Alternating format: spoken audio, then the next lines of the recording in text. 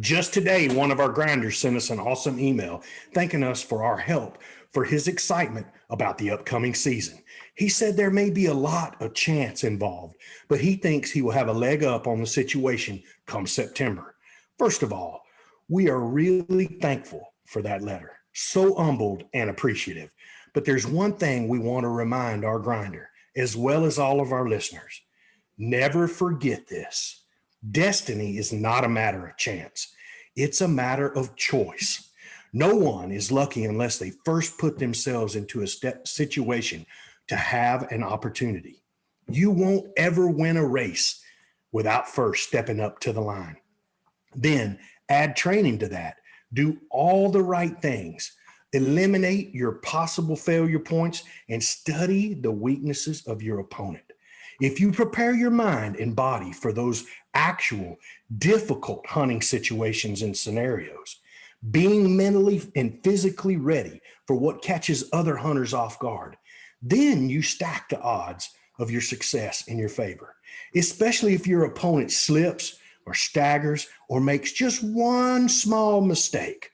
Today, it's part 5 of our Elk Bros Preseason Elk Guide, situational prep and training ideas.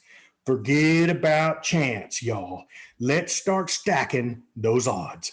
That discussion, along with our Elk Bros shout-outs and questions from our Elk Bros mailbox. So, my friends, pull up a chair, adjust your volumes just right, and welcome to Blue Collar Elk Hunting.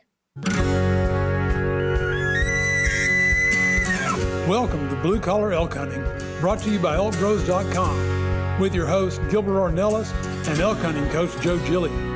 You want to hunt elk? They live to hunt elk. Their goal is to share with you what they have learned grinding it out for over 35 seasons, doing what they love. So come on into camp and set a spell. Welcome to Blue Collar Elk Hunters.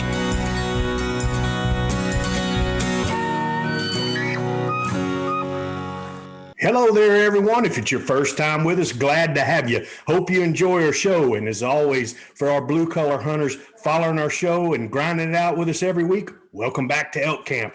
I'm Gilbert Ornelas, the host of your show, coming to you from Spring, Texas, and from Katy, Texas. Yeah, I think it's pretty clear. One of the leaders of the Venezuelan Mafia, Luis Gonzalez, and from the DFW area. You know how it is. The second leader of the Venezuelan Mafia, Manano Graterón, and from Cimarron, New Mexico. Our hunting coaches are in the house. Leroy, the Ninja Chavez. And that's right, he's in the house. What would Joe Gilly do? What's up, fellas? Okay, Beto, that was What's rude. up, guys? That was really rude, Beto. That was really rude. The truth hurts. The truth Well, hurts. he said that the second leader. I mean, That's number 2, bro. That means number 2. Second Gotta means have number a 1 and 2. you gotta have a 2. And leader is kind of the way leader. it is, You right guys now. are lost in the translation. That just means there's 2 of you. There's 2. There's 2, man. That's right. I'm number 1. He's number 2. Very simple. That's what it means. Man, well, we've created a I monster, know. Joe. And you know what, though? They're finding out, Gilbert. Everybody out there listening, the first podcast of the VM Hunters, Cazadores, has been recorded. and Yes, sir. And I think Luis is finding out how difficult Gilbert's job is. Oh, my God, dude. And I tell you what, man, I can't get my nano to shut up, dude. I told you that was my turn. I have to be signaling him in the background, like showing him the watch, and he's like, "No, we got to do these in 45 minutes." I'm like, "Yeah, right, sure." Yeah. There's no way. I want you to remember when I first started this podcast, gosh, going on 2 years now? Yes, sir. Almost 2 years, right? When we Yes, first sir. started this, Luis listened to it, and he came back to me and he says, "You know, Joe, I've been reading. And they say that the optimum time for a podcast is 22 minutes. And I was like, We ain't been optimal yet. We got like 5 optimals in one podcast. we're extra optimized, aren't we, Beto? oh, dude, I can't do my name in 22 minutes, man. Oh, man, they pay me to talk. I talk leg off a wooden Indian. Oh, man. I think you guys are finding out a little bit about that. How quick Yeah, did your time go by? and how hard is to get good footage and a podcast record. Yeah. And Manano says this without any idea of the editing part. Who's doing the Oh, editing? yeah. Is Joe doing it? No. Oh, Absolutely Luis. No, that's The a that's leader a of the leader of the No, Venezuelan Beto, mafia has to Beto, take the now- lead and do it. now you know what I now mean? you are. I mean, you're realizing that. I mean, the staff. That's a staff job. It's a staff job. It's a staff All right, it was. Yeah. Oh yeah. Have you seen Hey, a CEO so how or long- have you seen a CEO, COO doing like in the line packaging stuff? Man, no, all I know is a pig gets fat and a hog gets slaughtered. Oh, man. So y'all watch out. Don't want to be the hog, right? Gotta lead by example, bro. Gotta lead by example. So how long Somebody's was got to your pick first up the podcast? slack. How long was it? No. It was exactly 1 hour. Oh man, that is fantastic. Yeah, You mean yeah. you actually got Manano to talk for an hour? I couldn't get him to shut up for an hour. Ah, that's so cool, man. Yeah. I can't wait, dude. Yeah. That's so cool. I'm proud for you guys, man. Thank you, brother. Y'all put Good. the work in, and you That's know, we exciting. kind of coined it about a year ago, and here we are. Well, it couldn't have happened without all of you guys. Oh, Not- yeah. This is Not gonna be- one I think moment it's of awesome. that is. 'Cause so many times we're listening to you guys, and I'm over at Chav when he's doing a workout, and we're listening to you guys talk, and he goes, "Are they speaking Spanish?"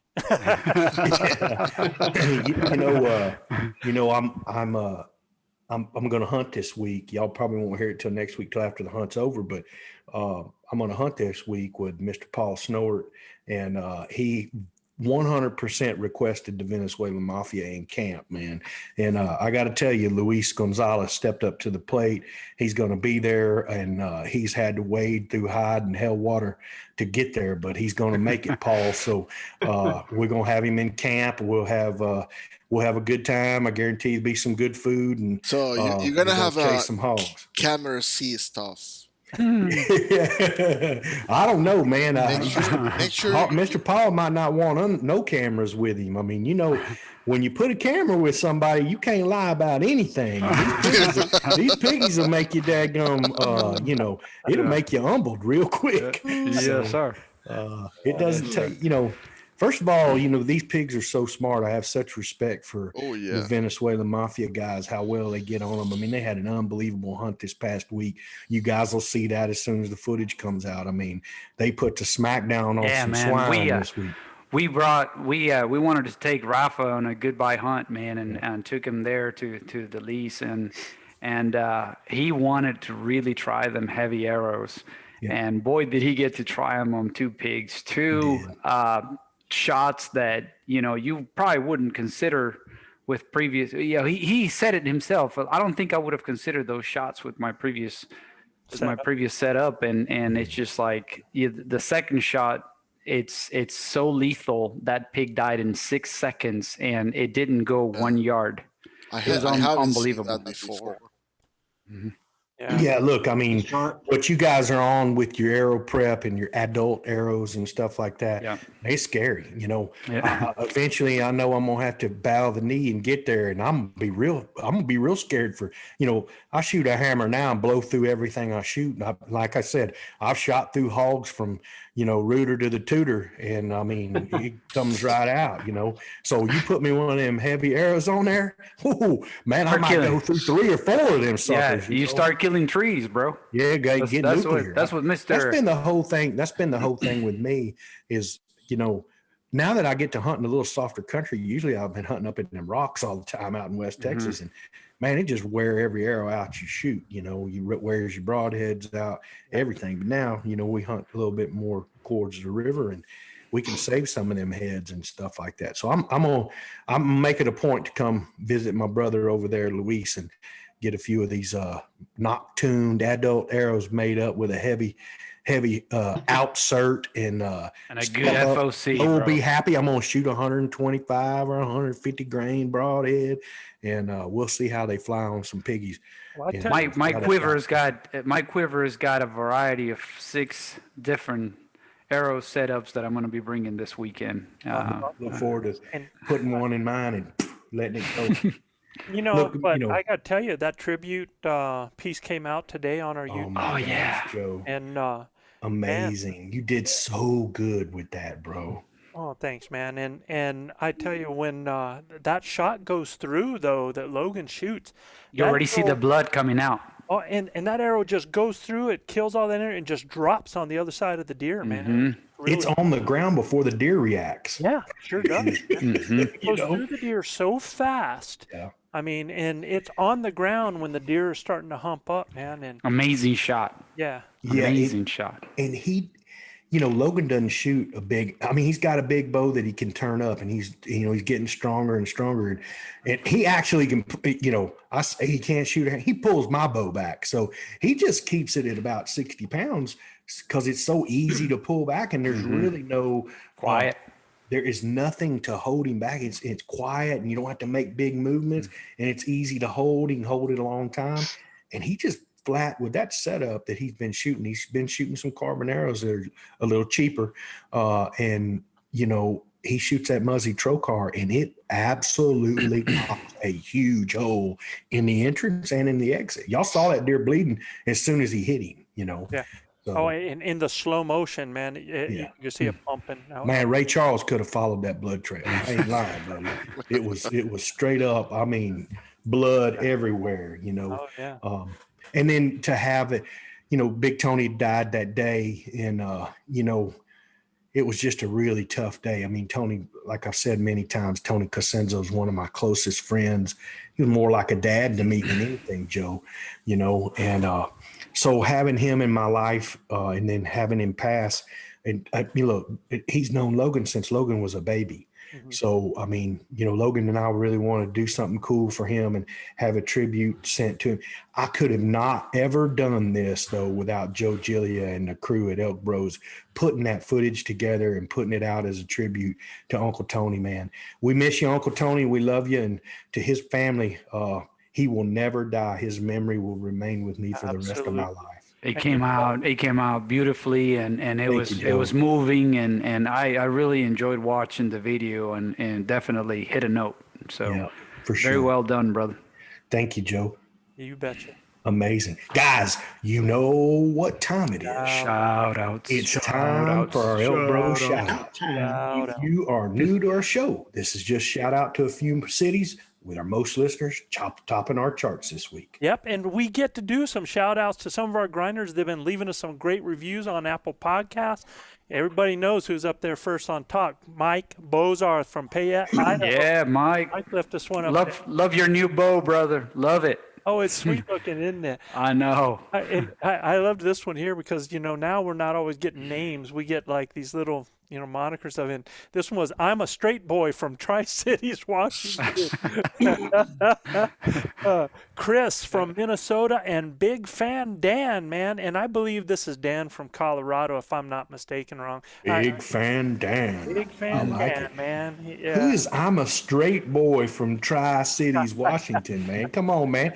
You got to come tell us who you are, man. You can't just send us something like that and tee it up and leave it dry, man. Let me tell you, man, the Tri-Cities area has been rocking our podcast. So it's good to hear from somebody over there. And I'm still waiting for either somebody from Lake Stevens or West Lake Stevens to tell us what the heck's going on there. Because, man, the more listens from West. Now it's defined out. It used to just be Lake Stevens. Now it's West Lake Stevens, and they are the leading listeners every week over all cities. That's a big D in both, Denver and Dallas, man. So they're Manano's got all them I got so many Venezuelans in followers. Dallas, man. They all listening now. Followers I'm we telling have you. in Dallas. They don't speak English, bro. so I don't care. I don't care as long as they see the podcast and they listen to the Click podcast. on it. Cling. Yeah. So there is no video shout out this week, which is, Ooh. hey, I mean, guys, that hurts me in my heart. I hope you guys listening out there can hear how much that hurts me right now. No video shout out. And, we really want to see y'all's mugs on here. So remember, if you want to be a part of our special video shout outs, get your cell phone, take your cell phone and shoot a 10 to 15 second video of yourself in landscape view. Tell us your name, where you're from, include a home of whatever line, and tell us something special about your hometown. You can send that video through a message to to our Elk Bros Instagram, or you can email me, joe@elkbros.com, that you have a clip, and I'll send you a link to our Dropbox. Come on, y'all. Show your face, celebrate your place. But we did not get a video shout out, but we did get an awesome shout out email from one of our grinders. So Ed Morris wants to shout out to all the fellow elk hunters from the home of the greatest 2 minutes in sports, the Kentucky Derby, and the greatest of all time, Muhammad Ali.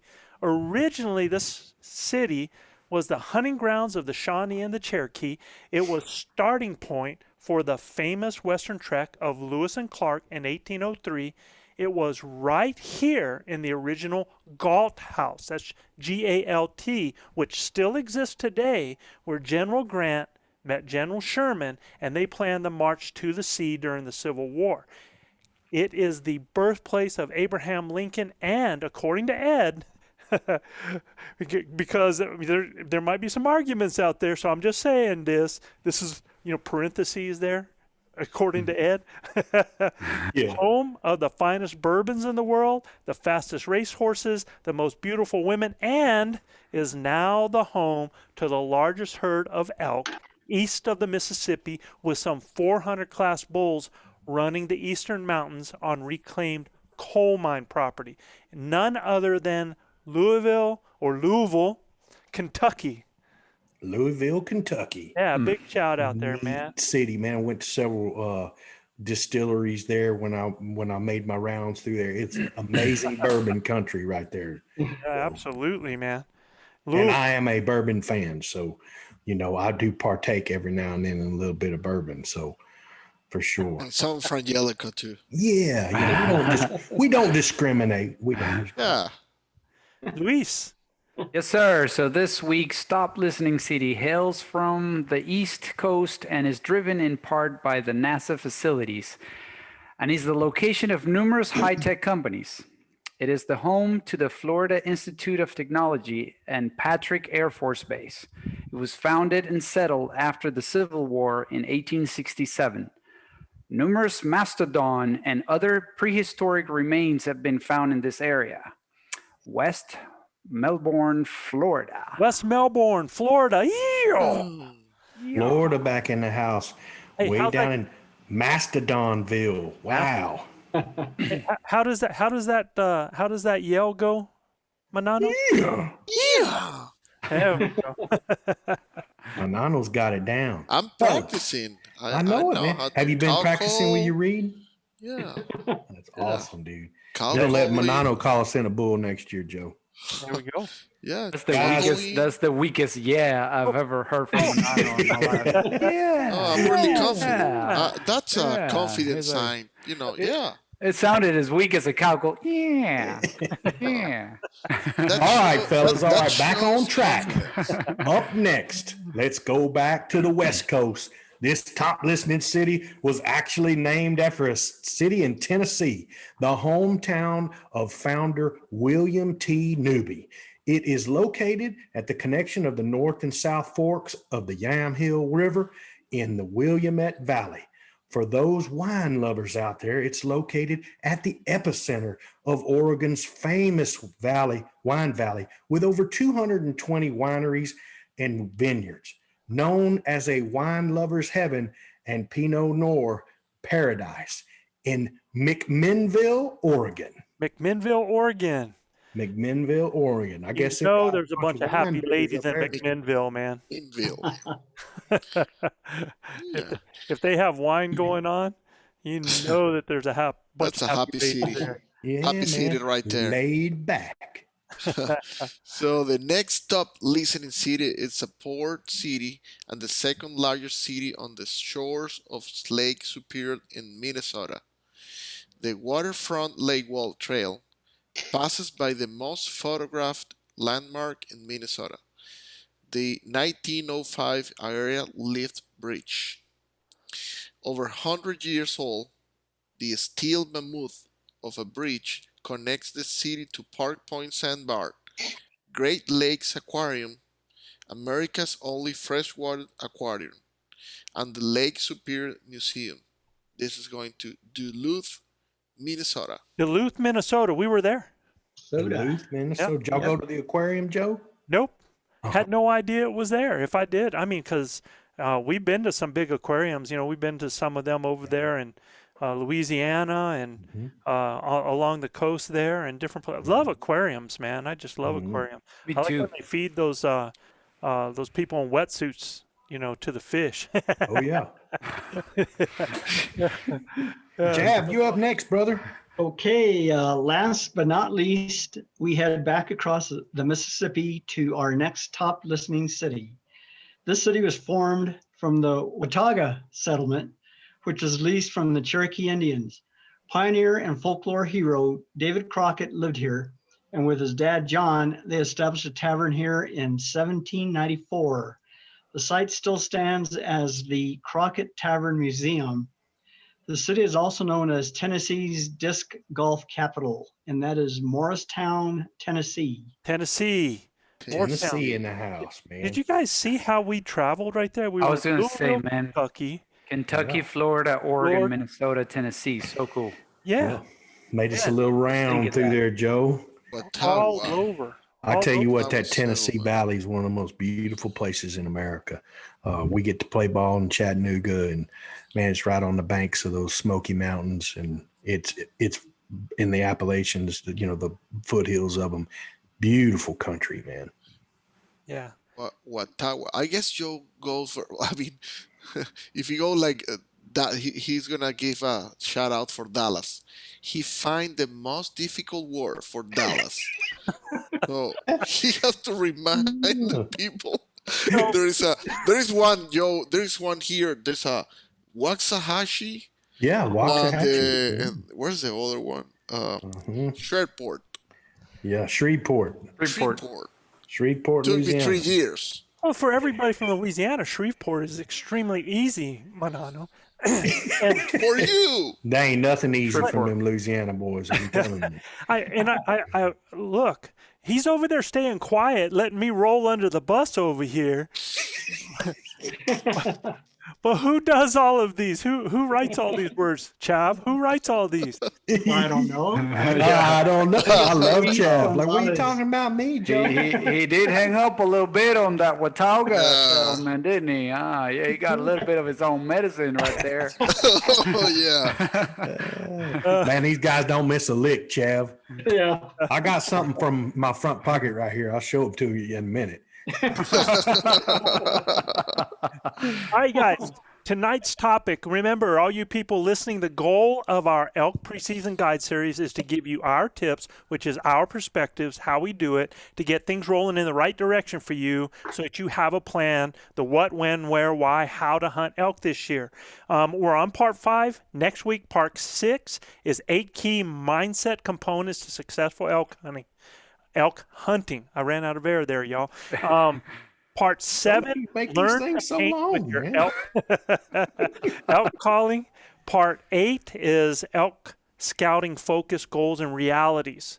And there's going to be some more coming up. But tonight, in part 5, situational prep and scenario training ideas. And I'm going to kind of start this out, and then we're going to get to the meat of this. And you guys heard in our intro, Gilbert said our intro was a book today. It was a pretty long one there, but we talked about a letter from one of our grinders and he talked about how luck or chance comes into play. So what I want to tell you is this, y'all. Beyond drawing a tag or the area that you're going to draw, elk hunting is not a game of chance unless you make it one. If it was, how would the same guys, be killing the elk year after year? And they are. I mean, if there's 10% of tags being filled, they say 90% of those are the same 10% guys, man. I mean, it's the same guys year after year. Mm-hmm. And guys, I believe that another 20 to 30% of guys, I truly believe this, another 20 to 30% of guys are having encounters that they're just not closing out on. And why is that? Is it bad luck? Is it chance? Well, I believe most bad luck is a direct result of preparation or lack thereof of preparation, knowledge, and a lack of action. In other words, they're just not sure what to do when they get in those situations. Because take a look. Right now they're saying that our current success rate for archery is anywhere between 10 or 12%, right? Mm-hmm. Rifle between 12 and 25%, depending on the area where you go.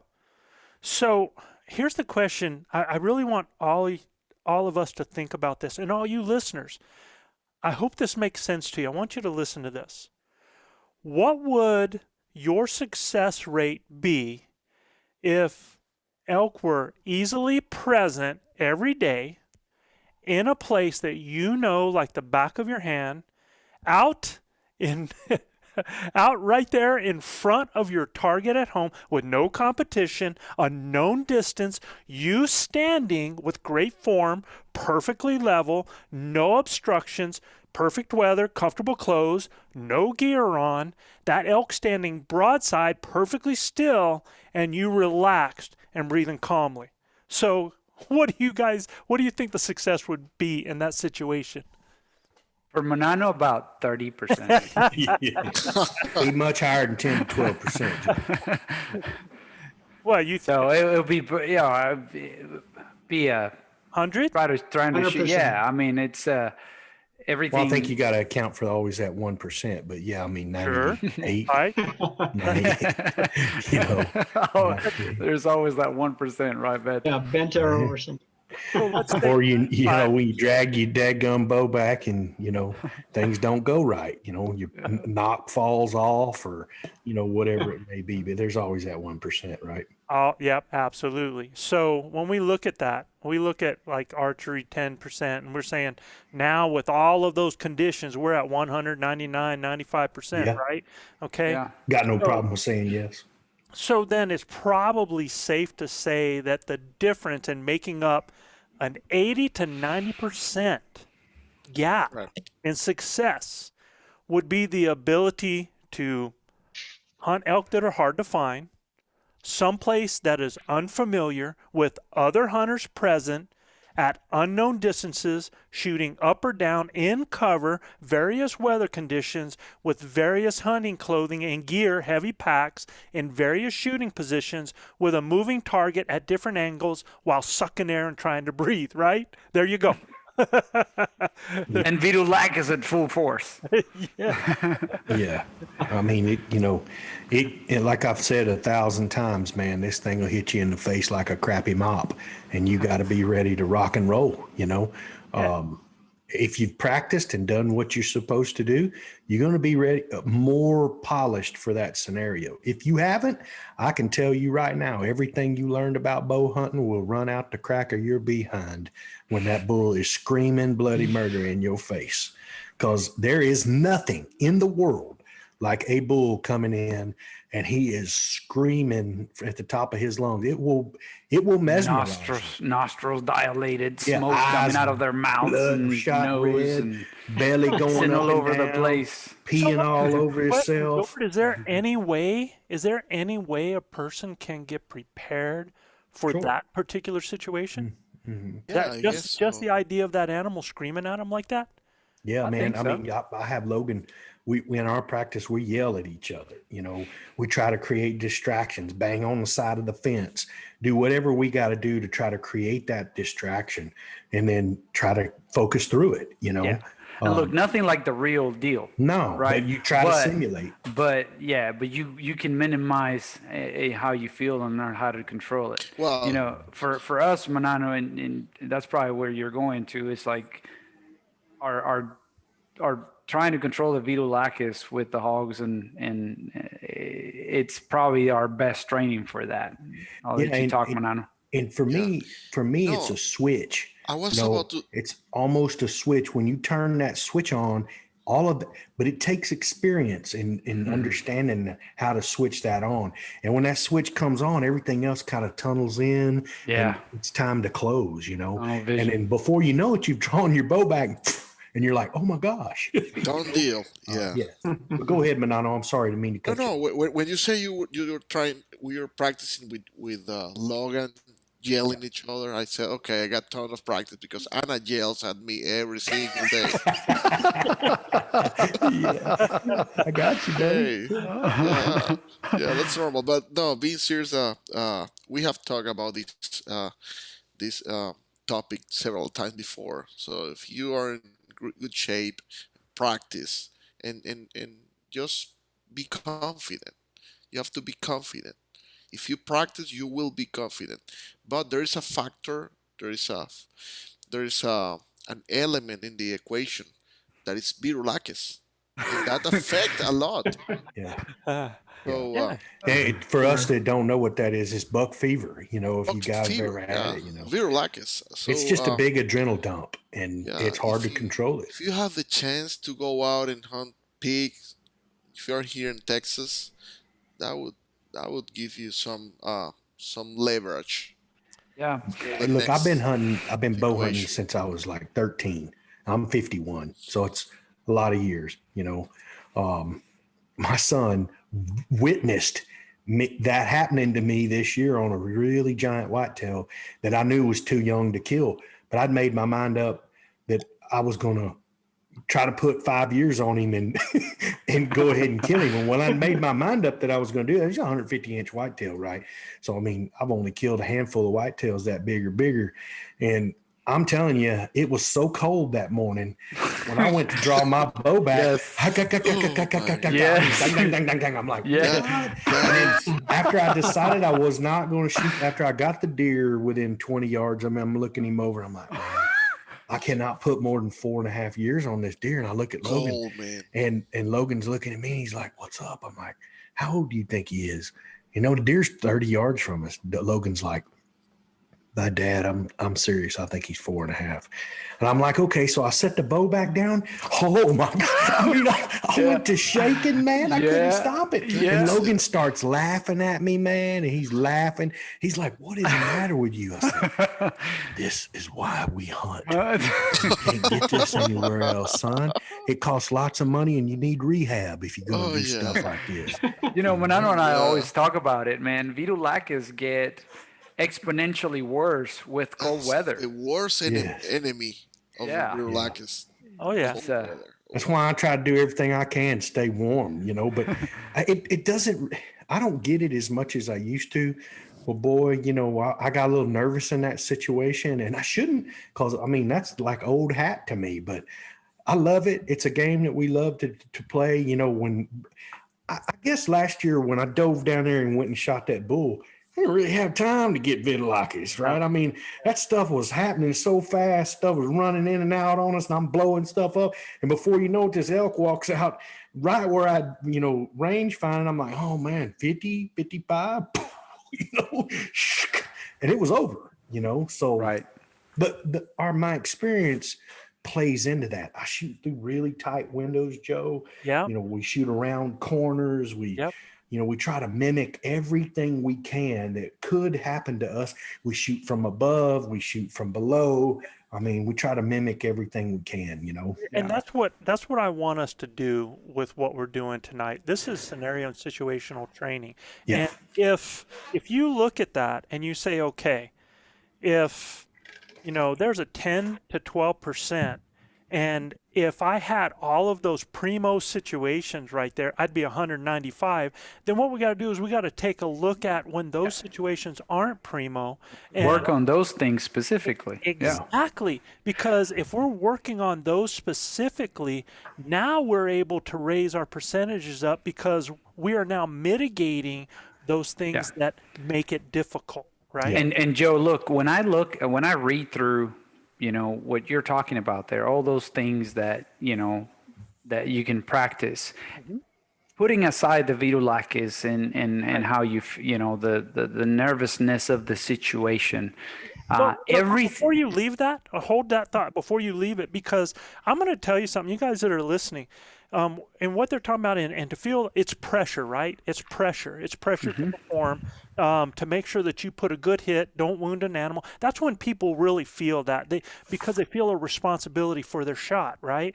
Yeah, it's that fight or flight response that you get an adrenal dump. So I'm going to tell you guys, if you want to feel that, I want you to tell yourself that you're going to go to a 3D shoot and you're going to get in a group. Okay. I want you to tell yourself that. And then what I want you to also tell yourself is, and honor this, is when you get to that group, that you're going to go in and tell everybody, man, I am like one of the best shooters in my county. I kill it. That is true.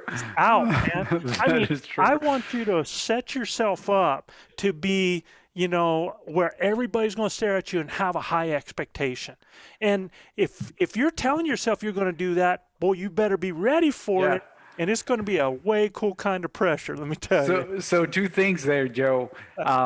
I was putting aside the Vitulakis portion and saying you can cover all of that on a 3D shoot. Yeah. If you're not rangefinder. So it's funny you mentioned the 3D shoot. Now with that aspect that you mentioned, now you're adding that portion. So if you practice 3D shooting every year doing exactly what you just said, man, I mean you should definitely up your game for sure, because I think everything else you cover. I mean, on a 3D shoot, you're going to be shooting with the equipment that you normally shoot.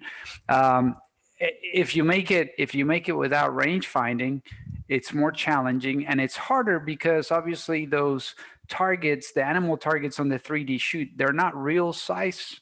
Right. They're not, 1-to-1. Right. You have to bring a bunch of arrows. Yeah. And then another thing is you're not really shooting with your broadheads, but I mean, still you're getting the majority. Right. You're covering the majority of things there. And funny you mentioned that, because I think the reason why you say that is because that's exactly how you felt on that competition that you won. The first day of the competition where you were stacking them, and then the second day eyes were on you, then you were just not even hitting the target because you felt the pressure. It's amazing what pressure does to you. Self-imposed pressure does to you. Yes, I mean, sir. At 20 yards, for me, I mean, I'm like shooting the eyes out of squirrels at 20 yards with my bow, right? And I've seen it. After day one, then I come back on day two. And now instead of shooting, I'm thinking about shooting, and it just wiped everything out. And it was, I swear to you, man, it was like that target it just went away, man. It went 20 yards to 120. My first arrow on the day two, and I mean, I was leading after day one with multiple X's, all of the, and my first shot on day two hit the target next to mine. I plucked it off that bad. I kid you not. I'm just telling you. It happens. Look, I mean, it's going to happen to you. The best thing you can do is practice, and those things will take care of itself. I had a coach that told me all the time, pressure is what you feel when you don't know what you're doing. But we've been doing this a long time. It's just in the scenario, you don't want that with bow hunting's fickle. You get so many opportunities, you got to cash in, That's right. So you put a little more pressure on yourself to close that deal. Yes, sir. It's a little different scenario, but look, the harder you make your practices. I tell my kids this all the time. Practice needs to be really hard, so games are really easy. If we can go through a 3-hour practice, you also play a 2-hour, two-hour games with no problem, and not lose mental focus, because it's the same thing in the elk woods. We have to focus mentally on, how to close the deal, our wind direction, all of those things to get close enough to close the deal. I hearken back to when I made one of the best shots in my life. I say this all the time about each elk I kill, but the biggest bull I ever killed when Chad was with me, it was a big giant bull, and I had to make a 71-yard shot, and that shot was amazing because I had to shoot over one limb, under another limb, and make it happen. And I got the video of you explaining that shot right after you made it, man. Yeah. I got to give it to Joe and see if we can somehow post it. Yeah, man, it was just amazing. That bull stopped, and he stumbled actually, and he stopped in the perfect place. But look, Joe, it's my practice here that drives that. Right. My practice here, I shoot through a window like this all the time. Right. My wife freaks out. She's like, you're going to hit that side and it's going to kick that arrow up and go land in the neighbor's roof and yada, yada. But that helps me focus so much. Yes. So let's talk about that. Let's give them something out of this in that, okay, so when we take a look at all these areas that we can improve in, like Luis, now you talked about the 3D shoot, but what I find is when guys go to 3D shoots, they more discover their weaknesses than practice their weaknesses. They kind of discover them there. And they're not always in their full gear, and they still can stand up with a foot on a peg, depending on how good the 3D. Yeah, and also you're not really being tested physically.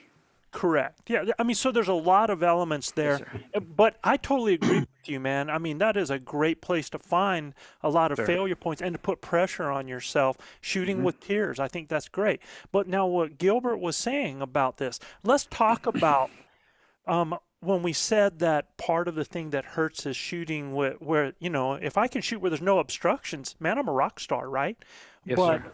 what happens when there's branches, when there's windows, when there's gaps? Because I tell you what, the window I had to shoot through this year, oh my goodness, man. Oh man, that was unbelievable. Thread the needle.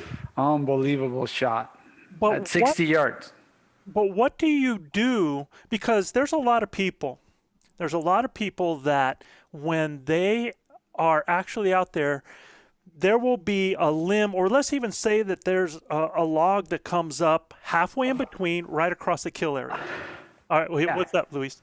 No, I was gonna say is like if you don't understand The trajectory. the path, the trajectory of that arrow at long distances, don't shoot at long distances. And No doubt. I tell you this because I've made that mistake. I tried shooting at long distance once, and I could completely. It goes both ways. And Joe was trying to explain one, but I'm going to explain the other side of the coin. Is that you see the target perfectly in front of you. That pin lands on that target perfectly in front of you. You pull the trigger, and that arrow goes up. Oh, way up. Yeah. And in the middle of its trajectory is way above where you think it's going to be, and it hits a limb. And then before it even goes down. Yeah. So, but what Joe is talking about is, By the way, that limb was, I don't know, 16, 17 foot. yeah, it was way up there. It was way up there. Yeah, that's a whole different deal. So It is. That's a different deal, Luis. yeah, So, but what Joe is talking about is now you have a log in the halfway between you and your target. right. And that log is in the middle of that shooting area. But if you understand that that arrow is actually going up before it's going down, if you center that side and the log where you like imagining the target behind it, that arrow will go above that log and then drop down into the kill zone where you want it. But you need to, unless you practice this left and right, you won't really you got to visualize the path of the arrow. It's all about angles. Joe called a big 7x7 in for me one morning when he and I doubled up, but he called a big 7x7 in, and he hung up about, well, he was 83 yards. I remember it like it was yesterday. And I got to my knees standing up. I know I couldn't make the shot because there was overhangs, but I got to my knees, and there were a couple times when he had his butt to me that I had a real clear path. And then he turned he turned broadside at 83 yards. And I had a little bit of this, right where I knew he was going to have to go through that angle, and I'm at full draw. And brother, when that pin settled, I'm like, oh, buddy. And then all of a sudden I see a little something like that, right? I'm like, man, there's no reason for me to this is the first day of the hunt. There's no reason for me to have a wounded bull. And it's a big old bull. And I'm like, there's no reason for me. I know my limitation. There's clearness. We got a dead bull on our hands, fellas. Sure. I promise you, I'm going to set it in him, and at 83 yards, he's toast, but we practice like that, man. The guys and I, me, Joe, Chad, all of us practice that. We get to camp, man. That's one of the funnest things I do is after my nap, I get up and get my arrows out, and I put the target down there 100 yards, and man, here we go, man. We start stacking them in there. And Brendan comes out and goes, I can't even see the target down there. That tall, man. I'm like, yeah, come on out here. You can get. You But can't be afraid. to put things, so that you have stuff in between you and Yeah. move that back and forth, so you experience trajectory. So if you're shooting at 50 yards, let's say you're shooting 50 yards, you put something so that it's covering right across that kill at 50, in between, halfway between you and that, and see what your arrow flight looks like. As you get closer to that target, that trajectory changes as it starts to go down, right? So now a lot of times the thing that you have to worry about most of all is what's above and not really the thing on the bottom. Yes, that sir. Wilfred is talking about. Yeah. So, there's ways of practicing that. I recommend everybody, if you want to not have a failure point, to do that. Chav and I, remember Chav, we would always play horse.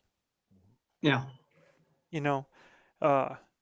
We would put a target, or we'd put certain things on. We would do it like a lot with rubber blunts or with judo points, and we would use cans. We use all kinds of stuff, and we would shoot from behind trees, through notches, around the sides of bushes, with little windows, with stuff hanging over, just so that we would really have to, number one, we were having fun.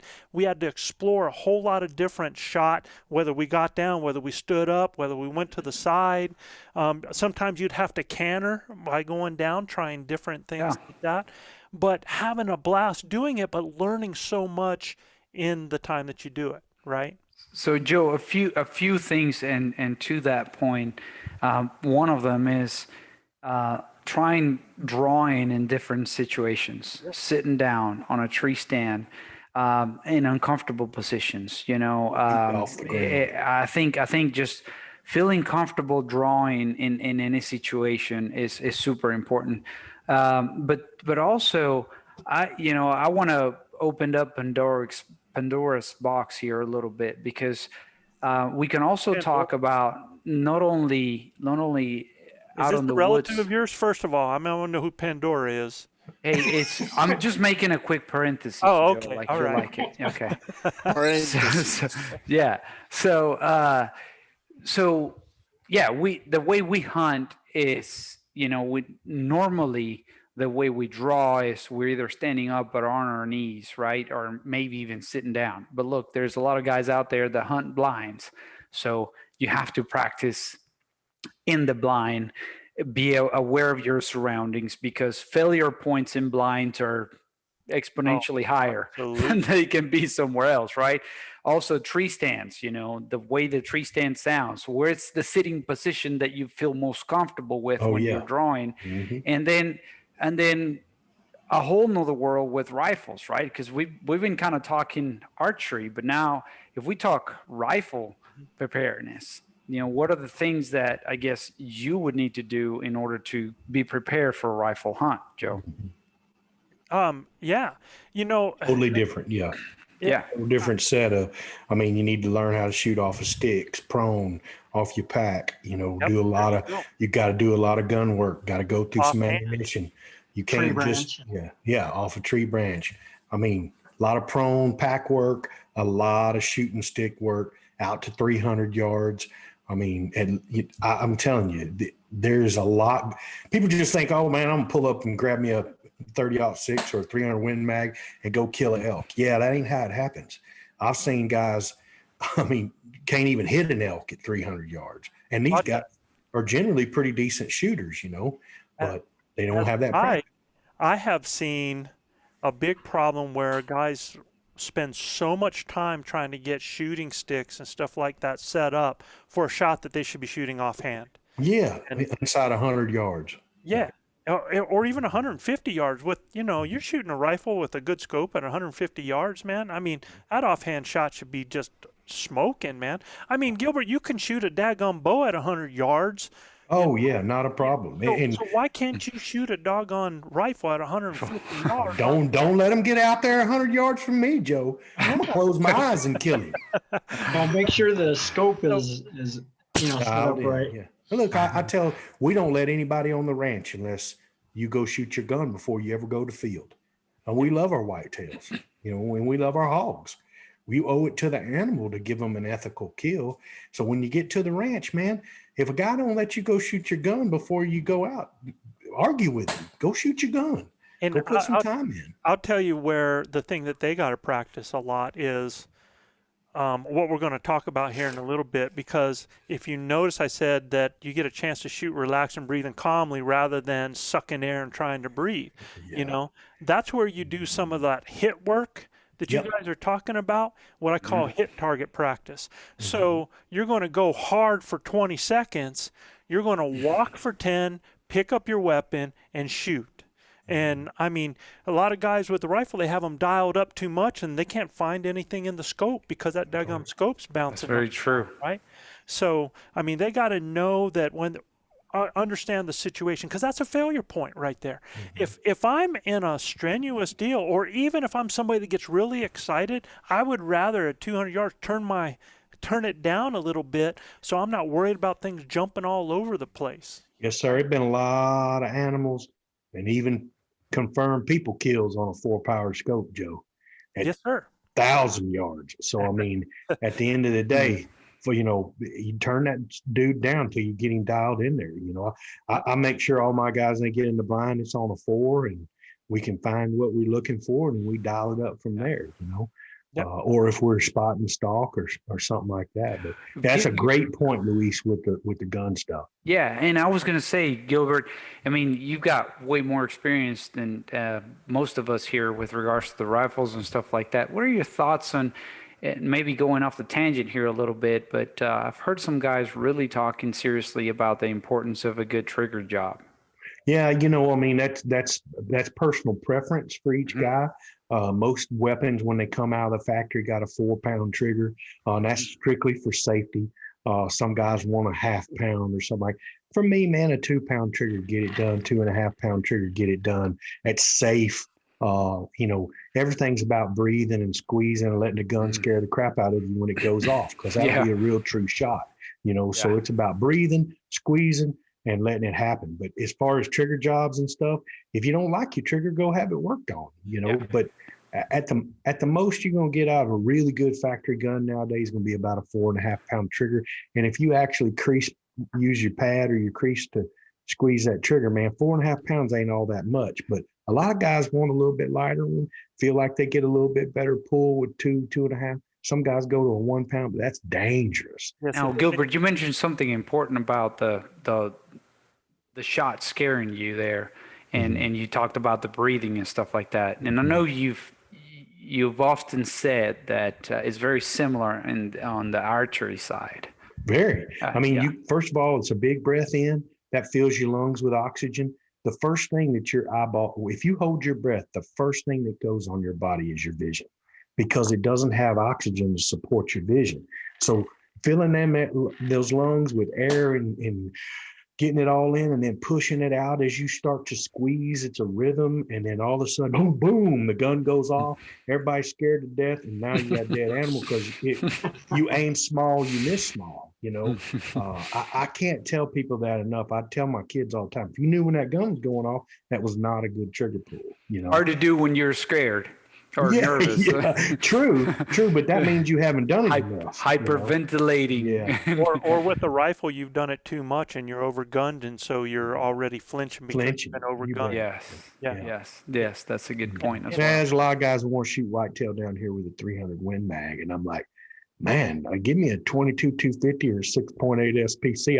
I'll stack them like cordwood in the back of the truck, you know, because I'm gonna put it everywhere I want it. I'm not ducking that gun and, you know, scared it's going to scope me and stuff like that. So good stuff. So going back over to when we talk about scenario training, I find that another thing that is really hard and a big error point, and it's not so much with the rifle because the nature of the weapon lets you get away with so much, but shooting at unknown distances is, I think, one of the biggest causes, because guys get caught so many times with an elk. Yeah, here's the thing that I always hear, and I want you listeners to hear this, is how many times as a guide over the years, or hunting with other people, or talking to other people, that something happened. They had an encounter, and it blew up because they said it happened so fast. You know, it's like it just happened so fast. I wasn't ready. So he closed the gap so fast. I didn't know what to do. Well, or it just showed up, and all of a sudden he was on top Boom. of me. I mean, came in from the right. I mean, I heard him bugle, and now next thing I know, he's right on top of me. And so I want you to understand. I want you to hear this. You can be hunting for days and days and days, hours and hours, and in 1 minute, everything happens. Everything changes. And it's going to happen fast. Now, yeah, sometimes, you take a look at Manano when he was down this year, watching that bull walk in on him. He had a chance to really look at that and to see that. But there's so many times that doesn't happen like that, Yeah. Take a look at my bull walks up the hill, and I can't believe he stops. I can't believe he stops where he stops. And talk about looking above him. I'm thinking, 51, 55. I put my 50-yard pin right in the middle of him and cut it loose. It looked like it's 10 feet over its back because it's downhill, I'm like, oh my God, oh my gosh. I'm like, oh yeah. That's a great point, because most of the time you don't have the benefit to see the animal coming. Yeah. Now, if you're in a tree stand and you're hunting deer, well, yeah. But man, when you are going through those woods and you're talking and you're throwing out calls, all of a sudden you see an animal on top of you. A lot of times you're in a situation where you're not able to go and reach for that rangefinder because, look, if I have to make a decision of having an arrow knocked and being ready to shoot versus ranging an animal and then trying to get an arrow knocked and getting ready to shoot, there's just a time consideration there. So yes, sir. Movement, I implore guys. Movement. Yeah, which is worse. It's a movement. Yeah. I implore guys to go shoot with no rangefinder and learn what 40 yards looks like. Because if you can read 40 yards, you become an unbelievable threat with a bow in your hand, because you're going to get some shots that are a little bit like shooting through a window or down a corridor that'll look deeper than it normally is. But I can tell you this, if you shoot at 20 yards with your 40-yard pin, you're going to be about that high. Okay. About that high. And if you're aiming where we want you to aim, it don't matter. You're going to kill that bull dead as a hammer. So, one time I had a buddy of mine hunting with Joe, and this bull walked within 8 yards of him. And he asked Joe, how far is he? Which pin do I use? And Joe goes, all of them. Yeah. I didn't mean to get on you there, Gainer. I had a situation like that this past year, right? This last season, right? I mean, that bull walked in front of us, Manano, how far? 12 feet. And but in no time he was looking like. Yeah, he was right in front of you, right? So he spooked, and at that point he stopped, and then he turned broadside. But I don't have time. I know I don't have time to actually, range him at that point. I just kind of had to try to go by instinct. And look, I still was a little high, right, on the shot. But that's what that practicing those 3Ds, those understanding of the distances will get you. And look, I was shooting downhill as well, and that will kind of take part on the, changing the situation a little bit, because if you're shooting downhill at 40 yards, it may be 40 yards. Okay. I was going to say at 12 feet, it don't matter. It's a gain. No, but that, when he spooked, right? When Manano scared him because he was talking on the phone, let's just remind everybody what happened there. It ran at about 30 yards, give or take, right? So obviously at that point, I'm shooting downhill 30 yards. I kind of range him for 30, but I was a little high on the shot because I was shooting downhill. A little bit. Yeah, I think another aspect, kind of related to that is, when you practice, hold your draw and try and hold it for a minute, then shoot. And then to go even a step further, hold your draw for a minute, then let go of it, and then draw again. Because, when you draw back, I think Banana had that situation where he drew and it wasn't going to happen. And you had to let down and then draw again. And that's hard to do. So, if you can hold it let down and then draw again. That'd probably be good practice to get you in case you're ever in that situation. There was a hog this year, Chav, that it was like a what was it, Manano, 9 minutes, 10 minutes? That hog was just came in and just wouldn't give me a shot. Yeah. I drew 3 times on that hog from the tree stand, man. Talk about just 10 intense minutes of we're like, what the heck, man? Are we going to get a shot or what? So that wears you out. Pretty it good. wears you out. Exactly. Yeah, it's and frazzling. So, Yes, Chad, sir. how do you prepare for unknown distances? Because let's give people something to be able to train. Oh, like you mentioned before, when we do our game of 21 or horse or whatever, that helps with judging distances. Even though I almost killed you that one time, I don't know if you remember that. Yeah. Joe held a branch out of the way, and I was above him, and the cam. I'm just kind of rolled up like that and whacked him right on the head. Yeah. I thought Chav shot me. Saw that shot. I thought he had shot me in the head. Man. It was hilarious, man.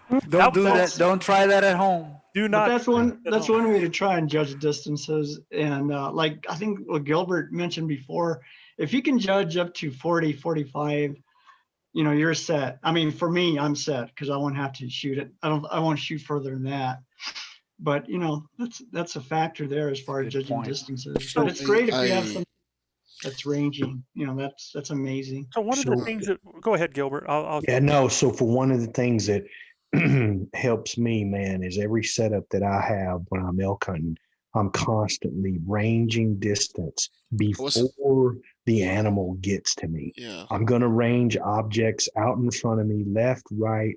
But generally, I've got a caller behind me, or I'm calling, depending on the scenario. But you need to range first everything in front of you. Out for me, it's a 40-yard window.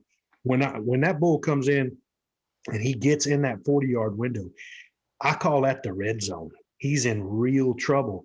So for me, past 40 yards, if I find a 50 or a 60 or a 70, that's great. And if the bull hangs up out there at 60 or 70, I'm going to get a reading on him without him seeing me. Generally because I'm in really good camo and I've got some cover around me. I'm not. You got the Valcruo camo, bro. Yeah, do what? You got the Valcruo camo. Exactly. For you. Y'all didn't see that camo hide me from that tree? Man, that's what I'm talking I about. beat it in like crazy. Yeah, but you can't. I didn't. I just saw trees and nature there. I didn't see anything else on that picture. So for me, it's about that certain situation, and doing your ranging while your critters coming in. Yeah, I always challenge myself while I'm hunting. I always say, okay, how far that tree? Yes. I said 40, and then I range it. 35. Yeah. That's gonna give you a good sense of judging. Yep. Every single time I do it. I mean, several times. While I'm hunting. Good stuff. One thing to practice everybody can do is what I tell people is we do what we call tosses and walk-ups. So when we're at our range, we take our arrows, 6 arrows, and as we're walking, we're tossing them. We're just tossing them. And then we do walk-ups. We go to the last one, we pick it up, we take 1 shot from that area. We go to the next one, we get 1 shot. Go to the next one, 1 shot. And that really helps you as far as unknown distances, just 1 arrow per location. And I tell you, when you do this, do it in an area that you're shooting through trees and do one where you're shooting out in clearing because it looks different, man. Yes. It looks a lot different. And the most important arrow on my bow when I'm hunting, when I'm actually out there, because that's the one time everybody's so used to always shooting all the time at home and prepping and stuff. And then you go out hunting for days and you don't shoot a lot. So I keep a judo point on my bow and I'm constantly shooting with my judo point. Well, for me, unless I go to a 3D shoot or I go to the Texas Archery here, one of our archery pro shops, and shoot their course, I don't shoot without my broadheads. I don't hunt with anything other than my broadheads. So I constantly practice with them. I have a set of heads that I just practice with. And that keeps me in tune with how my arrows are flying and everything else. And then, yeah, I've got some field tip arrows that I'll go to shoots with and stuff like that. But for me, I want everything to mimic the same that I'm doing in the field versus what I'm practicing all the time, Yeah, and that's how I do things, Yeah. Joe. One of the cool things about your bow, Joe, and how you shoot is you're instinctive, right? So it's really kind of, oh, that looks 40. I'm gonna hit him with that, right?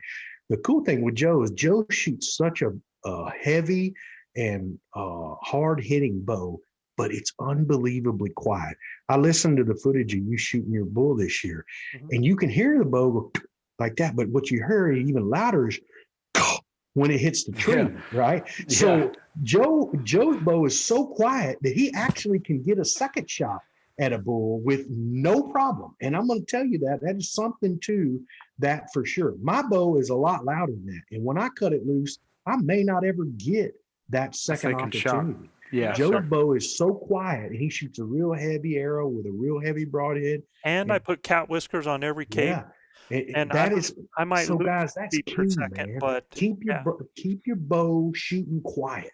It will give you other opportunities in the elk woods. Yeah, Manano's squeaks all the time. Well, that's not an issue for me because I always use one arrow. Yours squeaks. Yours squeaks That's all the it. time. Hey, when you write, homie. You're 3 for 3. So we got to shut up. On that Somebody had to use 2 arrows this year. So what as far as going back to scenarios though, there's another thing that we talked about was people always shooting in great conditions. And then when you get in sucky conditions, when you get in a tough wind coming from the side, when you get in heat and your palms are sweating so that your the grip feels a little bit different in there, or you end up putting a glove on your hand where your grip feels so much more different, or you have a drizzle out there where now everything's kind of sticking a little bit and feels a little bit different. So I'm not able to tell you enough. Wind training, man, I would tell you is huge. You need to shoot in wind because you're going to find out something that is like if you have a strong wind coming from your left to your right, you would think that most of the time your arrow's going to land to the right. Well, I'm going to tell you, it's going to land to the left a lot of times. And the reason it's going to do that is as you're resisting against that wind, torque. Yeah, what happens is if that wind slows up, it changes, you end up coming towards that left side as you shoot, and you will shoot towards the left. Yes, sir. It's just something that you won't know until you practice stuff like that. And what I tell people is, when you do wind training, the most important thing to do is forget the wind, focus on your point, and release on your point. Because when you focus on the wind, you're going to end up shooting hard to one side. I guarantee it. But you won't know until you feel that. So wind training is huge. Okay. Yes, sir. And for me at distance, Joe, when I shoot past 50, 60 yards, everything's got to be right. Oh, if it's blowing 35 out of my right-hand side, I'm probably not making that shot. I know how difficult it is to make the shot with really good conditions. Yep. So, you got to rein yourself in some, guys. Not every good shot at 50 or 60 yards with wind blowing like that's a good shot. It's just not. Y'all got to really understand what your limitations are. And I think a lot of guys step out there in the elk woods and think they're shooting at a white-tailed deer. They're not, right? These animals are tremendously gifted. They can axis on them. They spin. They get low. I mean, it is crazy how athletic they are, and for their size. And again, those scenarios. When we talk about training ideas and scenarios, situational prep, guys, when you're working on your prep and you're shooting your targets, you gotta shoot at angles. You gotta learn the anatomy of the elk and learn where, if he's quartering hard away to our right a little bit, we can drive it up that fifth rib and make it come out behind the And do offside that shoulder. with 3D, Yeah, man. do it. Absolutely. When you bet. have a 3D target, Yeah. forget about that 12 ring. Forget Yeah, about that exactly. that line for Yes, sir. the vital area. And practice the way it's going to be. If you have it quartering away, you're going to shoot off that hip so that you're driving through that other shoulder there. Practice that. Man, I mean, it's critical. Your 12 ring changes. It's about challenging yourself, fellas. Challenge yourself in your preparation when you're hunting other animals. I told the guys this year, I said, man, I bet you I could stone one of these pigs if I shoot him right in the head, and he won't run anywhere. Look, where we hunt in Texas, it's bad. I mean, everything sticks, bites, scratches, or pokes you. And this year I had one of them rascals come rock around about 12 yards from me. And I told Logan, I said, watch this. I mean, he is done, son. Yeah, that's pretty cool. Incredible. I didn't know you could do it. It was, man. I mean, And that's one of the things too. When you understand your equipment, Yep. when you understand the capabilities of your equipment and what you can do and what your arrows can do, it was interesting having a conversation with Rafa this weekend. It's like, man, I was making shots with a different mindset. I knew these arrows were going to blow through regardless of the position of the pigs. And we're just talking pigs here. I knew that if I just aimed at the heart, regardless of how that pig was positioned, I knew that arrow was going to blow through and get there. And just having that confidence and that mindset that the arrow could get to that point, it was a game changer for me, he said, and sure enough, I mean, he made 2 shots and left 2 pigs on the spot. It was funny at the end of the hunt, he was like, okay, so the average running distances of my 2 animals this weekend was what, half a yard? And so because the first one didn't even move, it was laying down, and it would just stay there. And even if it was not sick, like we figured afterwards, I mean, that pig would have not been able to move. It broke the back hip and it came out of the sternum in front of the chest. Yeah. And then the second shot was quartering away and it just it went in through the last rib and came out to the right shoulder. And that pig went 1 yard and, tits up 6 seconds. So also understanding, to Beto's point, understanding the capabilities of your setup, of your rig and what you can do. And if you focus, it just gives you a different mental. And Rafa's not a super experienced archer, I mean, he's been doing it a little while. He's come really long ways though. And then also he's up his poundage on his bow. He's shooting now around 68, 69 pounds. I mean, he couldn't get that bow up to 70, right? But I mean, he's definitely up in his game, and with this arrow setup, and he just feels comfortable making these shots. All that matters. That's everything, Matt. Confidence is everything when you start shooting.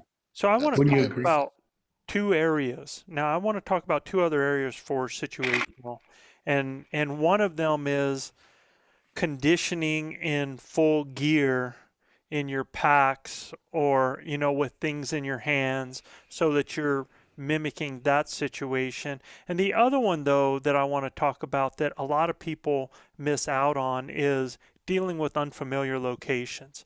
And I think that is a huge failure point for a lot of guys when they get up in the mountains, because they're not, number one, we always talk about animals needing food, water, and security.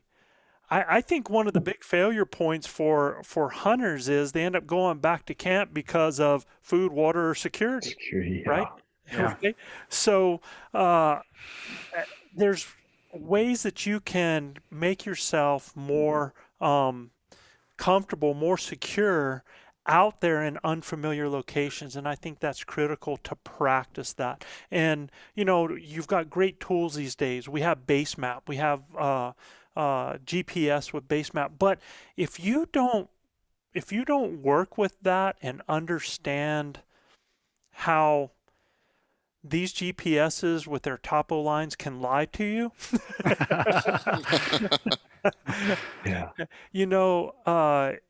if you don't understand that, then you don't have a full perspective when you get up in the mountains, and it becomes shockingly different out there because it becomes so much steeper, so much bigger.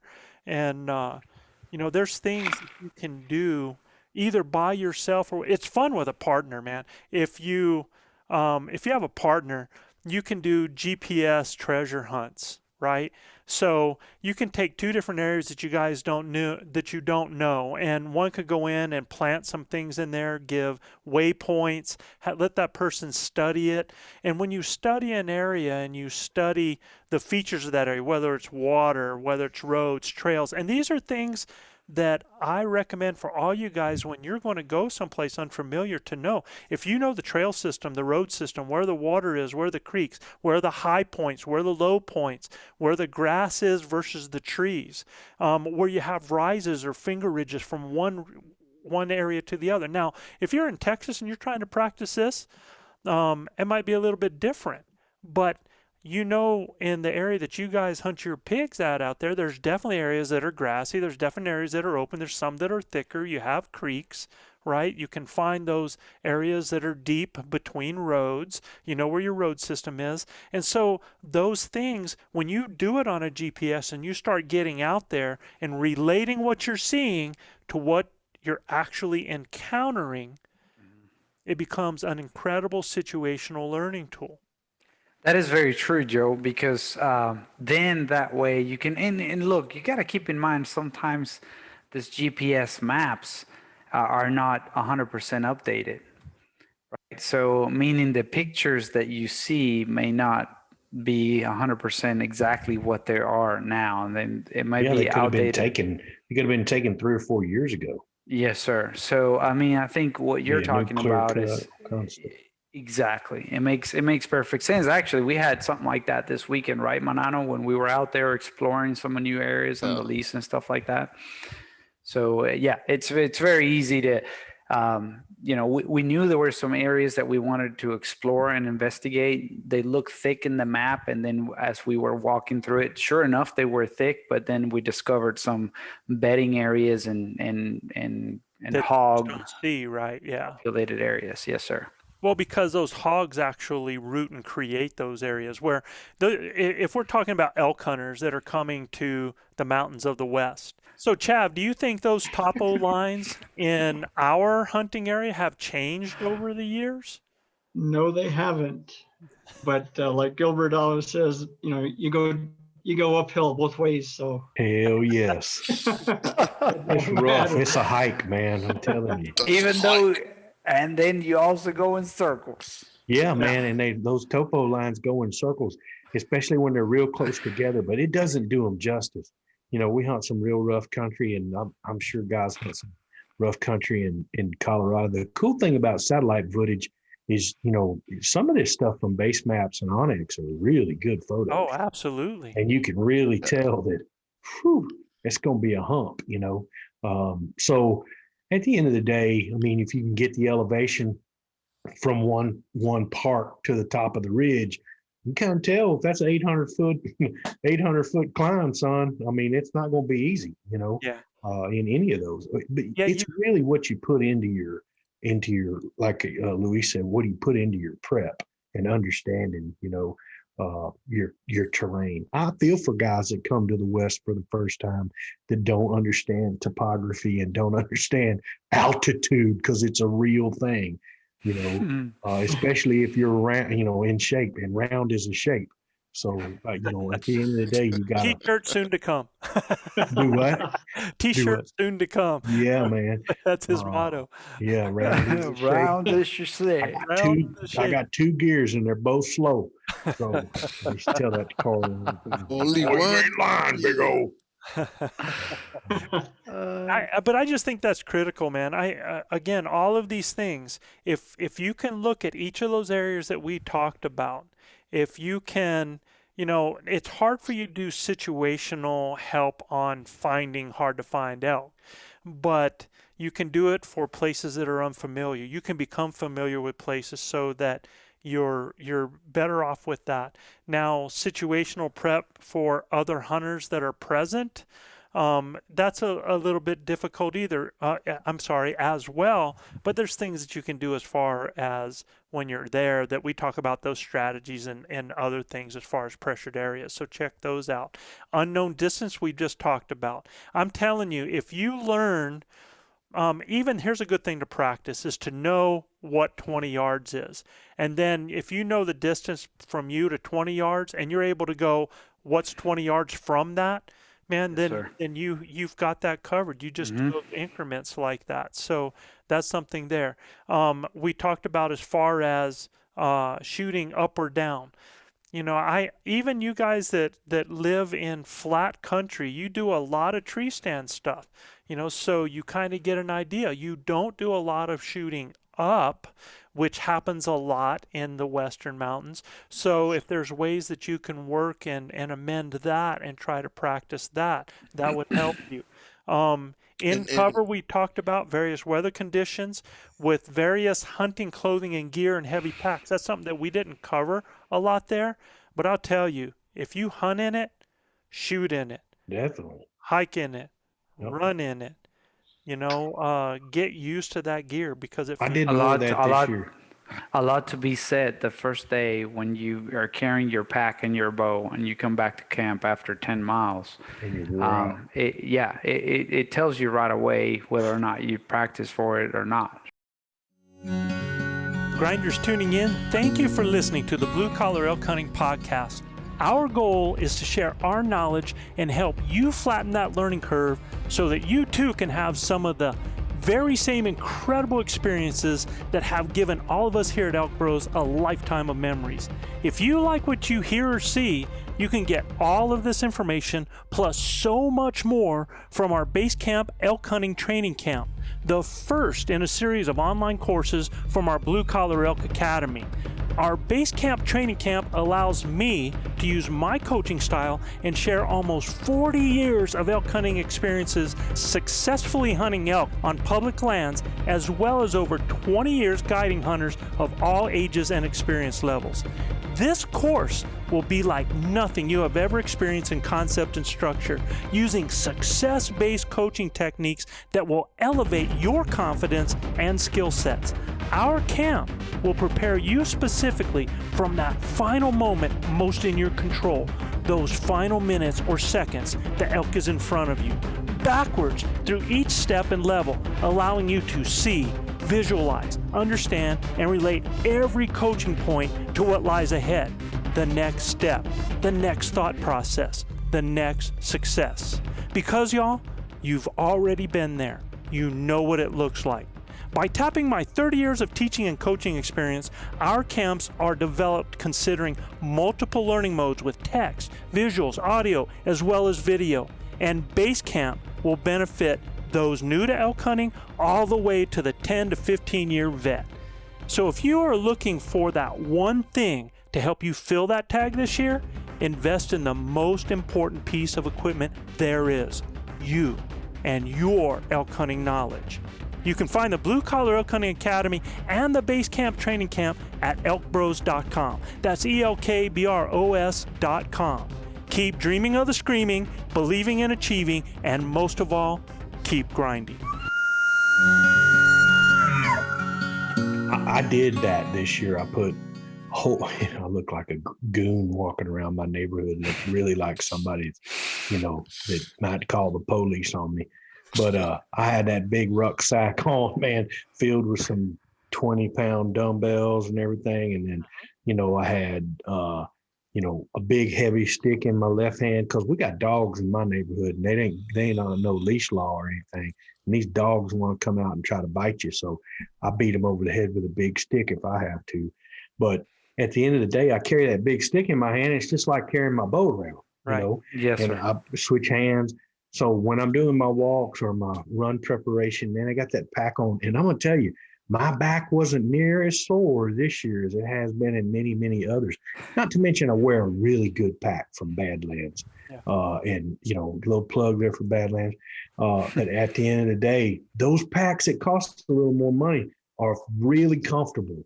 And that makes a huge deal when you're, 8-10 miles into it. Yeah, and try you your got equipment. ergonomics, And that's another point, Beto. You don't want to buy new equipment and then just say, "Oh, I'm going to use this new equipment when I get in the mountains." Yeah, You make you sure hadn't you're used it before. comfortable with your equipment before you go there. Buy it ahead of time. Try it out. Same with the boots, right? Yeah, don't take And me boots then, to the mountains. and then it's same with the pack. The pack works the same way. It's funny when you say that. I had my pack with some weight on, and I had dumbbells on each side, and I was kind of running around the neighborhood with that equipment on. It was funny. I mean, I kind of was getting close to a couple of teenagers walking on the street, and those girls were scared. I mean, they just kind of went across the They'd have road done to that the other if I don't sidewalk. blame them. On or not. And I'm like, I don't either. I was like, okay, well, maybe I look kind of weird and scary with this Yeah, backpack man, like on. Osama You bin dogs. Laden. So, It wasn't the Yeah, pack, bro. It wasn't the pack. what do Yeah. you mean, man? What the heck? With the so, pack. so yeah, I mean, just those are things definitely to keep And in don't mind. forget Joe, I'll the let you side finish. hill and search out the roughest areas, not the smooth walking, man.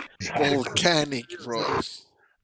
Man, there's nothing flat about where we walk, man. We Volcanic ain't on no, rocks. yeah. It's these big heads sticking up all the time, man. I mean, and they grab you and pump your toe and you fall over and you Oh, fall down. Man, I cussed so many times. If y'all had a camera on me most of the day, it'd be beep, beep, beep, beep, beep, beep. It'd wear your tutor out. I'm telling you, man. Because those things, it's like the head monkey jumps up and grabs your foot and knocks you over, I mean, it's crazy, man. So, guys, I think we covered that. Let's move on before we get out here to Elk Bros mailbox. Absolutely. Okay, the first letter we have comes from Mike Wilson and from Ogden, Utah. Mike. Brother Mike. And he says, I've always given a day recovery between whatever I'm working on, but maybe there are fitness aspects a person can safely work on daily. I've got a long ways to go to get my shooting back on track, and I don't want to either miss opportunities to keep building strength or not get enough rest is pretty means, I think. Are exercises like walking and maybe a few lower weight pulls on the bow or electric bands generally safe to do daily? Heck yeah. I'm not seeking formal medical advice here.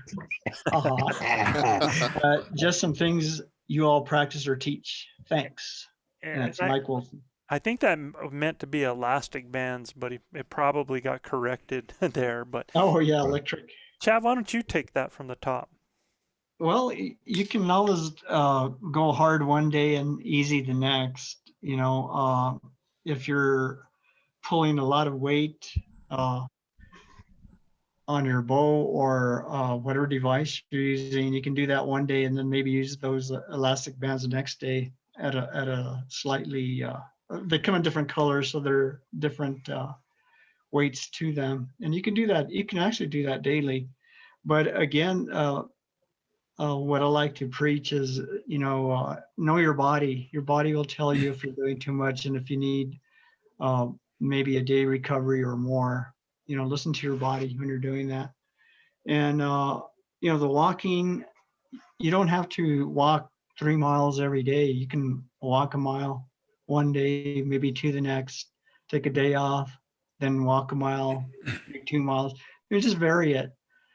There's a lot of, you don't have to do something hard every single day. Some people can when they're young, but as you get older, I would suggest rest days, plenty of rest days in there. Or relaxed activity, like you said, walk a distance, but walk it easy. It doesn't have to be anything hard or something like that. And what I found is if you're doing body weight exercises, those are things that generally you can do every day. Whereas if you're doing any kind of, actual heavyweight lifting breakdown where you're tearing down muscles and building up, that's the type of things that you got to have that every other day because they have to rebuild. But if you're just doing certain fitness things. Again, like Jeff says, read your body, man. That's the most important, when you do it. But, if you're somebody that works digging ditches, you go out every day and you dig ditches every day. And you become really, really strong in your back and in your shoulders and everything, Exactly. digging ditches every day.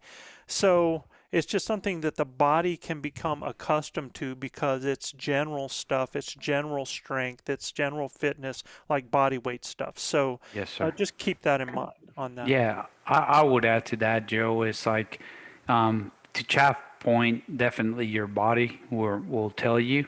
But I think that the more you do it, the more your body will feel more comfortable about it. And, you can get to a point when you can actually train and exercise every day, and it becomes mental. At that point, your mind understands and knows that your body can handle Key it. word was train, though. And Yeah, that's super right. key Not word. tear yourself down every day. Right. Mhm. There's a Yeah. difference. There's Yeah. a difference in how hard you And go with training and versus exactly. building. Because when Eh, you're building, you're tearing stuff up to rebuild it. Yes, sir. Yes, sir. And then obviously, when you work out, I mean, it's good to understand which part of the body you're working out. Because one day you may be working legs, and then the next day you're working, the upper body and stuff like that. And then the next day you go on and on. But again, sometimes even just the getting that heartbeat going and that blood flowing actually helps you with the soreness For sure. of the workout of the previous day. So sometimes just at least getting that cardio going on, it helps a ton with the recovery as well. If you're an elk hunter, you're going to be on your legs every day for the whole hunt with stuff on your back going up and over things. So let your body do stuff every day with your legs. And it doesn't have to be hard every day, like Chav says, but understand if you're going to perform, you're going to perform every day when you're out there hunting. So that's just something I always believe in, mimicking what the activity is. I think that's one of the best ways to go. Sounds good.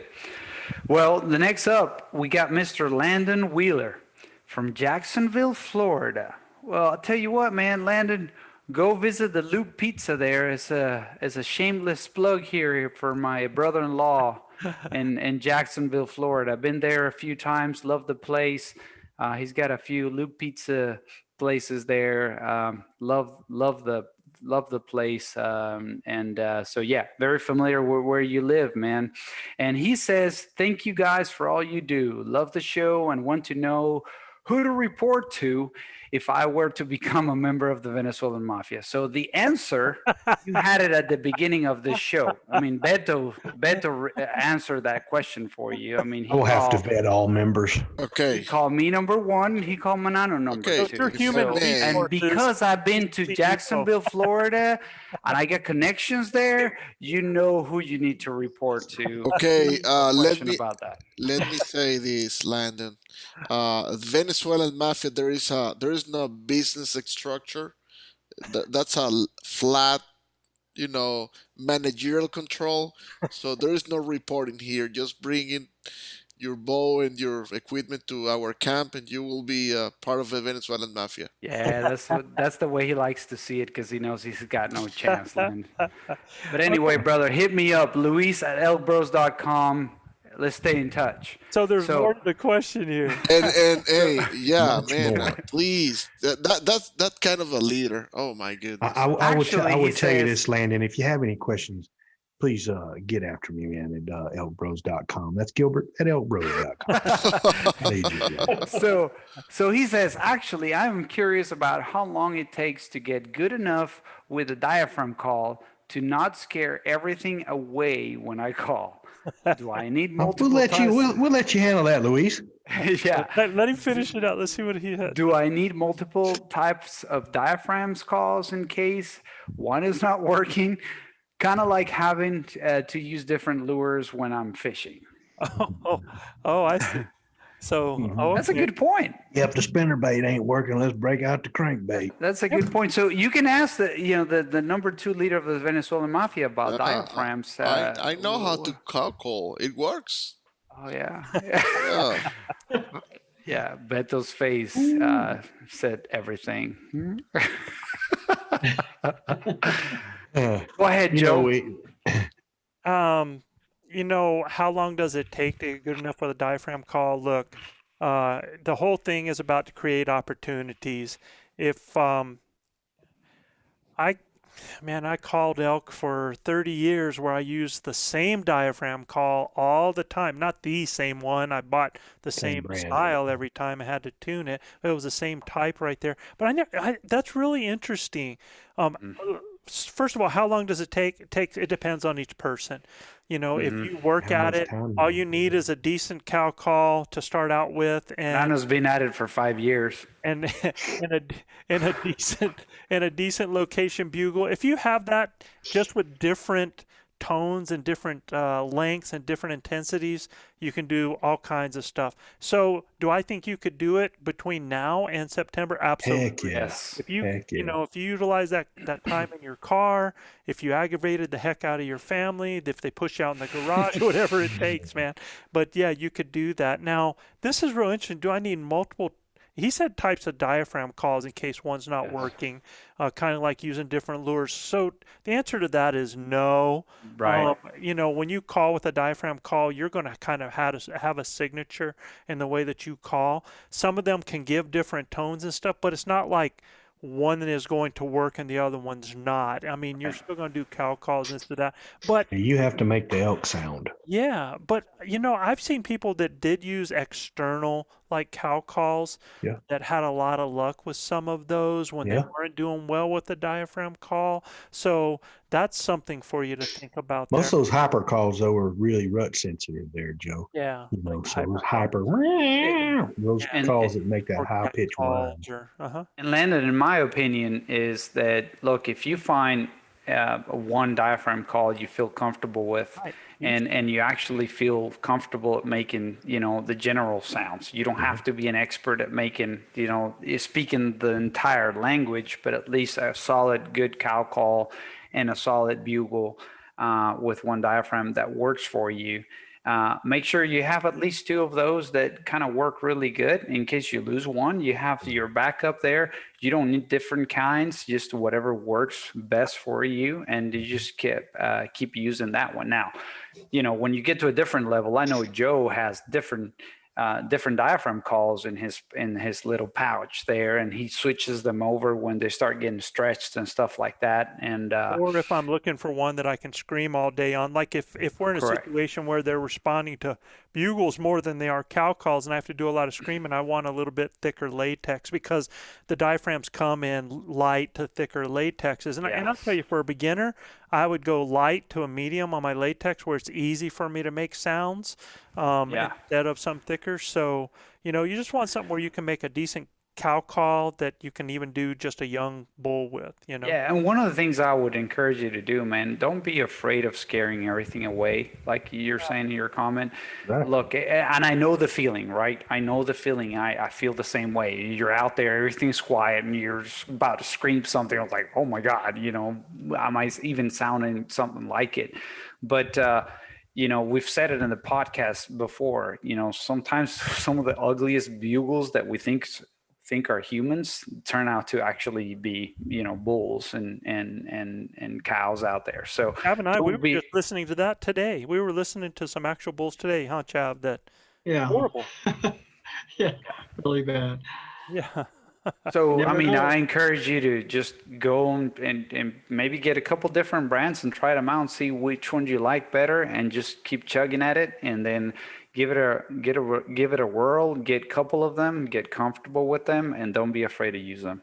Absolutely. Yeah, and for me, starting out, Joe and RC and Carl gave me a really good call, I felt like, and I still use it today, and I'll show it to you. It's the Black Primos call right there, and you can get it on Amazon, and it is very simple to make a sound with that call. I enjoyed all of the calls. I mean, from amp to you name it.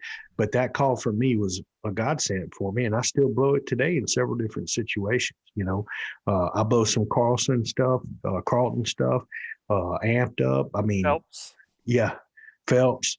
I've got them all in my pack, but a lot of times I go back to this tried and true old Blackie, and it makes great sound, makes really good whines. What I really like about it is you don't have to force a ton of air through it to get a really good cow call. That's that thin latex, man. Yeah, and I mean, sometimes when you're hunting early season too, it's those little subtle that really gain their attention, right? Yep. Other than the big, we're looking at a lost cow, but that early stuff, man, those little quiet cow calls seem to trigger them bulls in a lot of different situations. Got to sound sexy, brother. Yeah, and I think, like Joe said, those thinner latexes give you that. And I'm not saying that all the companies out there don't make a thin latex. I'm just telling you guys what worked for me. Yeah. And I went through the trials and tribulations of blowing that thing and about having a divorce here at the house. So, you guys do it in your car. I mean, look, Paul Medell, those guys, and the Elk Nut. I mean, golly, those guys put out some unbelievable content on how to blow a diaphragm call, and how to sound. So, I mean, it's crazy. Sounds good, man. Let's lock it out. Thanks for the question, Landon. Absolutely, Landon. If you guys, if you like what we're doing here, please subscribe, rate, and review us. You got to go to Apple Podcasts or iTunes to review us, and you can check out more elk hunting content at ElkBros.com. Just a reminder, if you have any of our listeners would like their question answered on our show, just send your question to info@elkbros.com. That's info@elkbros.com. Another fantastic show tonight, Joe. Plenty of information from the Mafia, from the Ninja. I mean, we actually got him to talk a little more tonight, for sure. Always good to have him spouting off that wisdom, because he always leaves it for us. And Joe's always profound in what he talks about and leading us into these conversations about. Joe's watched every one of us come through our own growing pains and growing within the elk community, and how we call, and our fitness, and how our practice regimen, how we shoot. Joe's been able to coach that the whole time for us. So we're kind of spoiled, but you guys, you're getting that content for free here on this podcast. So it should, if you guys are attentive and you're writing things down, it should shorten that learning curve like we talked about tonight, huh, Joe? Yep, absolutely. Well, fellas, another fantastic show. Look forward to next week. Like we say down here in Texas, husbands, kiss your wives. Wives, kiss your husbands. Hug your babies. Keep your broad head sharp and your powder dry. And we'll see you next week right here on Blue Collar Elk Hunting. Peace, everybody. Peace.